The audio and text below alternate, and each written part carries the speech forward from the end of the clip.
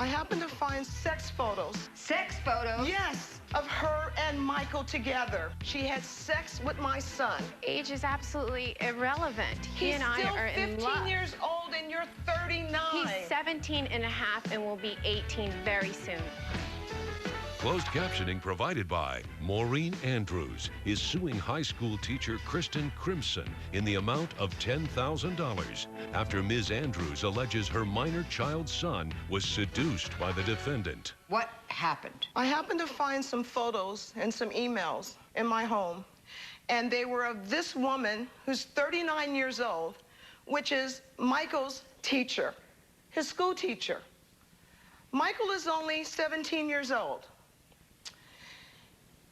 I happened to go into Michael's room, and I did look through his computer after finding these emails, and I found horrible pictures. What kind of photos? Were they inappropriate in some way? Oh, my, sex photos. Sex photos? Yes. Of his teacher? His teacher, and also of her and Michael together. In a sexual pose? Yes, Your Honor. Do you have any photos that you can show to the court? Yes, Your Honor, I do. The court will receive this into evidence. So, did you at any point confront Michael about this email about the photos? Yes, I did, Your Honor. After going through his room and his computer, when Michael got home from school, which he has been spending a lot of time at school, and his grades have dropped. And so what I did was I confronted him about the email and the photo. And what did he say?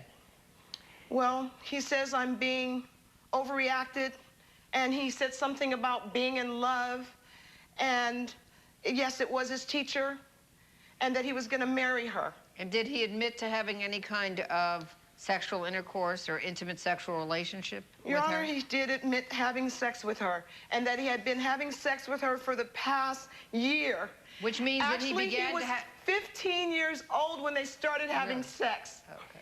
And coming up, she was his teacher. She had sex with my son. There is so much scientific evidence that supports the bringing together of younger men and older women. This child and his mother have suffered harm.